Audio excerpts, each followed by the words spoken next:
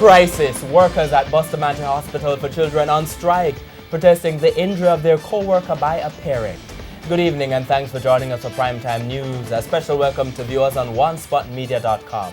I'm Archibald Gordon. And I'm Lorraine Samuels. Also this evening, lift the ban. Brazilian embassy appeals for Jamaica to resume corned beef imports. Breach. Jamaica Rifle Association fails to follow Firearms Act. Dissatisfied farmer upset with NEPA's response as crocodiles eat crops and animals in St. Elizabeth. And when will Portia Simpson Miller step down as a member of Parliament? Her response amid promises by Prime Minister to call a by-election. In the business news, suspended. Scotiabank joins other institutions in removing fees on dormant accounts. There's also sports commentary and weather in the primetime package. But before the break, the feedback question.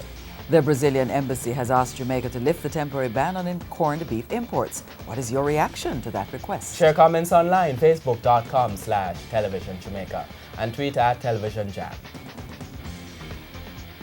Stay with us. Primetime News returns after this break.